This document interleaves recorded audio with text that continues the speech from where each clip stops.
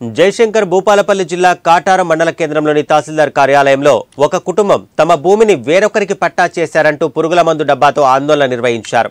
ఈ సంఘటనా స్థలానికి కాటారం ఎస్ఐ ప్రసాద్ తన సిబ్బందితో చేరుకొని ఆందోళన చేస్తున్న కుటుంబానికి నచ్చజెప్పారు. దీంతో బాధిత కుటుంబ సభ్యులు ఆందోళన విరమించారు.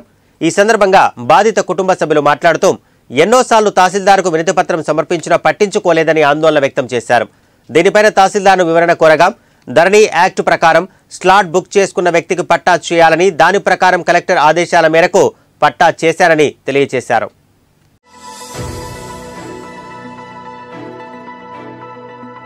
సంబంధించిన లాయర్ రెండు కౌంటర్ ఫైల్స్ చేసినప్పటికీ కూడా ఆల్రెడీ రిప్లై ఇచ్చారు కదా.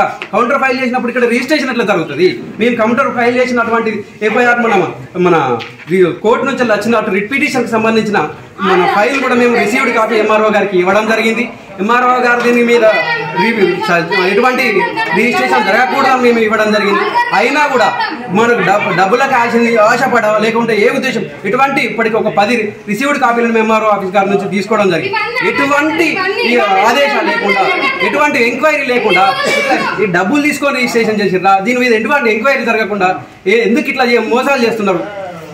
ఎంతమంది మోసపోతారు? ఎంతమంది ప్రాణాలు తీసుకున్నప్పుడు 10 రిసీవ్డ్ కాపీలు ఎంఆర్ఓ ఆఫీస్కి మేము ఇవ్వడం జరిగింది. కలెక్టరేట్లో ప్రజావాణిలో ఇవ్వడం జరిగింది.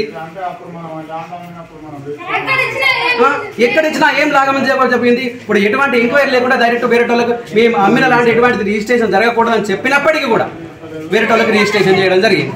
ఇప్పుడు దీంట్లో ఎవరి స్వార్థం, ఎవరి డబ్బులు తీసుకొని చేసినా, మరి ఏ రిజిస్ట్రేషన్ చేసినా కలెక్టర్ గారు ఇక్కడికి రావాలి. కలెక్టర్ గారు మాకు సమాధానం చెప్పాలి. దీని మీద మాకు ఏం న్యాయం జరుగుతుందో న్యాయం జరిగేలాగా చేయాలని మేము 100% మేము ధర్నా చేస్తాం. కావాలంటే మేము సూసైడ్ చేసుకోవడానికైనా మేము రెడీ ఉన్నాం. మేము మందాగి సత్తాం. ఇప్పుడు దీనికి కంపల్సరీ ఎట్టి పరిస్థితుల్లో న్యాయం జరగాలి మాకు.